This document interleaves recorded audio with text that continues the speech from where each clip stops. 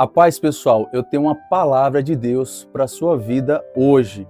Porém, curte, comenta, compartilha e dá essa força para o nosso canal, para que essa palavra chegue a outros corações também sejam edificados, tá bom? A palavra que Deus ministrou no meu coração está no Evangelho de Lucas, no capítulo 18. O que diz? Aquela parábola do jovem rico. Diz assim a palavra: perguntou-lhe um certo príncipe, dizendo: bom mestre, o que hei de fazer para herdar a vida eterna? Jesus lhe disse: por que você me chama de bom? Não há bom, senão um, que é Deus. Você sabe os mandamentos?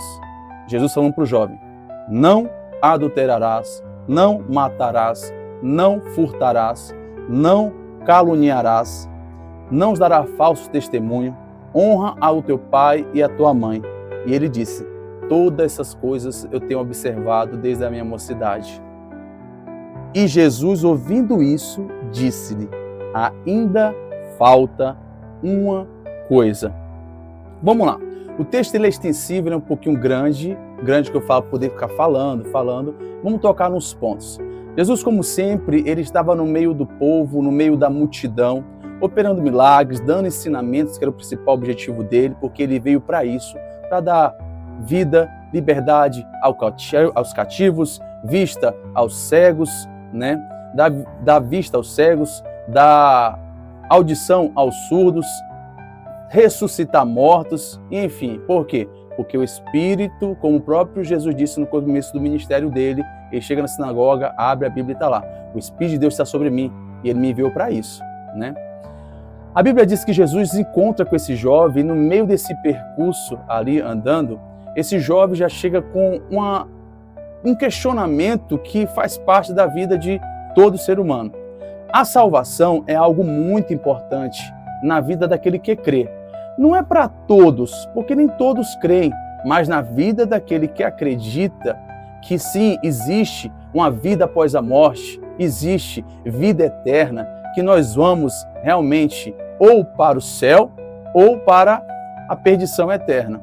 Só existe uma porta, que é Jesus. Aquele jovem estava lá com aquelas dúvidas e pergunta para ele: o que é que eu posso fazer, Jesus, para herdar a vida eterna? Ele dá uma saudação, esperando receber um retorno dessa saudação, e Jesus deixa claro para ele: por que você está me chamando de bom?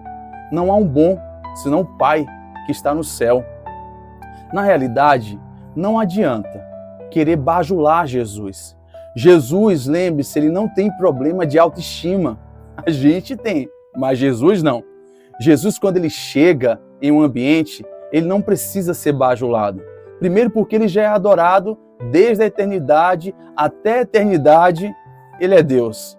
E toda a glória lhe foi restituída como o Filho de Deus. Não há necessidade. Não tem como enganar Jesus, dar um jeitinho brasileiro, não tem como querer fazer com que Jesus seja surpreendido através de presentes, através de ofertas, de dinheiro. Não tem como comprá-lo ou querer convencê-lo de alguma coisa. Jesus conhece o que está lá dentro do coração, como ele conhecia o coração daquele jovem rico. Jesus faz assim para aquele jovem rico a pergunta: você conhece os mandamentos? Não roubarás, não adulterarás, não matarás, não dirás falso testemunho, honra o teu pai e a tua mãe. E ele de prontidão responde para Jesus: todas essas coisas eu tenho feito desde quando era novo, desde a minha mocidade. Outra coisa, além de Jesus não aceitar bajulações, isso não compra Jesus. Chegue até ele com humildade. A humildade precede a honra, como diz a palavra.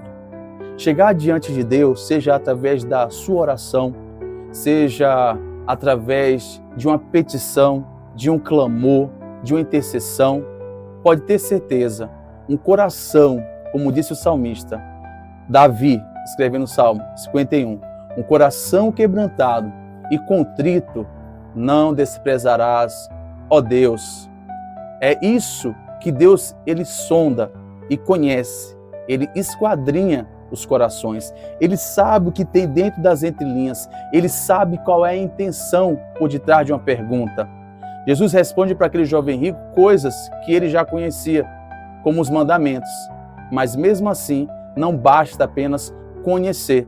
Talvez você tenha vários tempos de igreja, talvez você seja um cristão evangélico praticante que vai sempre para os cultos.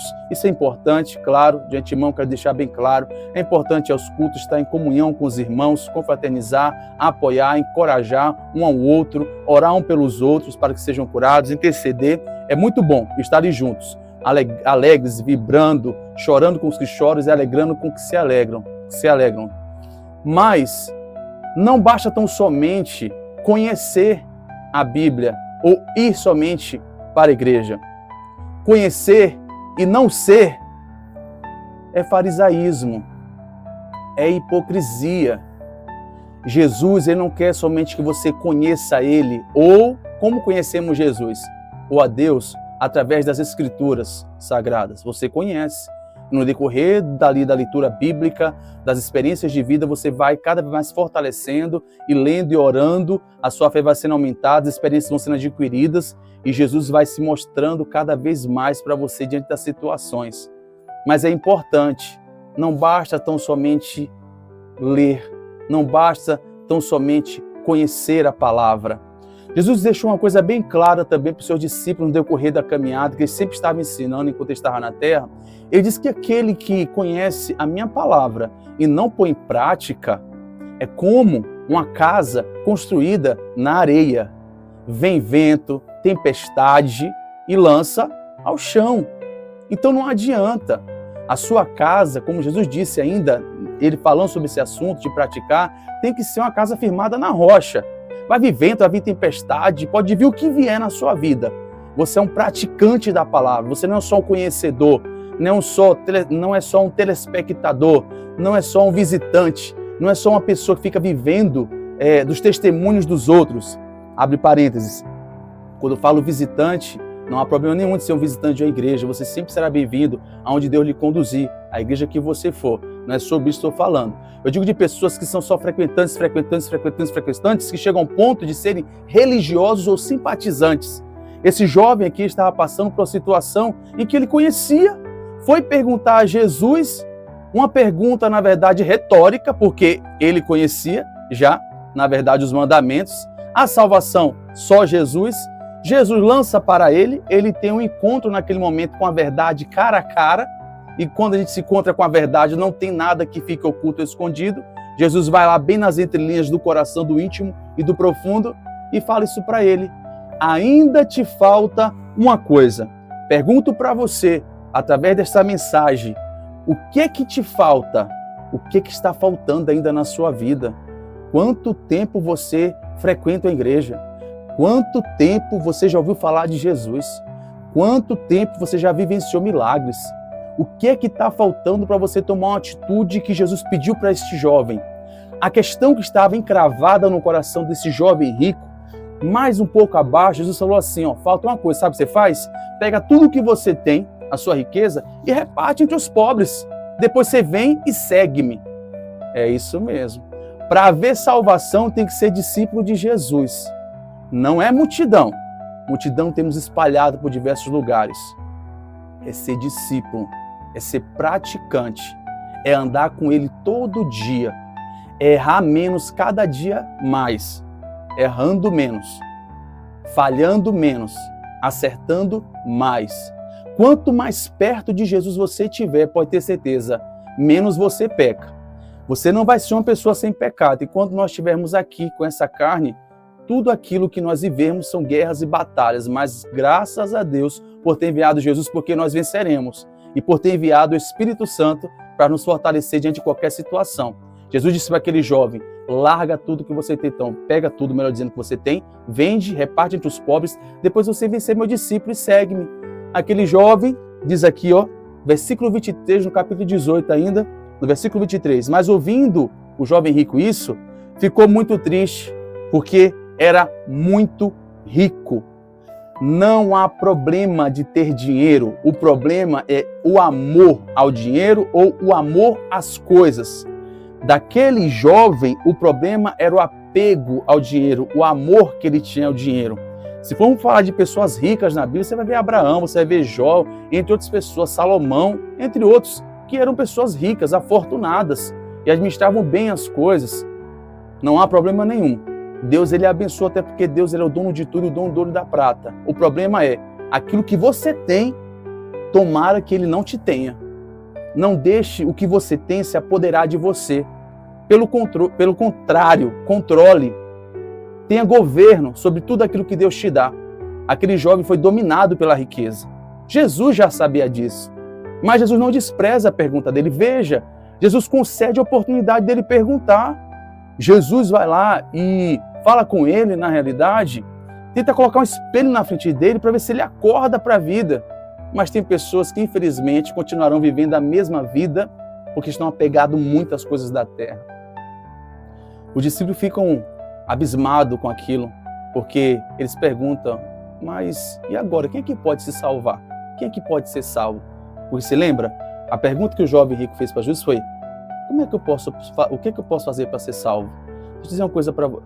Os discípulos ficam duvidando, por quê? Porque a crença de pessoas serem doentes, às vezes pobres e tudo mais, é como se fossem amaldiçoadas. Não é isso. Jesus vem para quebrar. Jesus fala assim, olha, é mais fácil um camelo passar pelo fundo de uma agulha, né? Que não é agulha de passar linha, tá? É outra coisa. É outro tipo de agulha. Uma passagem onde os camelos passavam bem ajoelhado. É mais fácil passar um camelo pelo fundo de uma agulha do que um rico entrar no reino dos céus. Jesus não está falando que rico não vai herdar o reino. Vai herdar o reino do céu também. Vai herdar todo aquele que se arrepender e crer em Jesus. Então, a minha pergunta para você é, o que falta na sua vida? O que falta para você abrir mão? Para que você possa seguir a Jesus de verdade.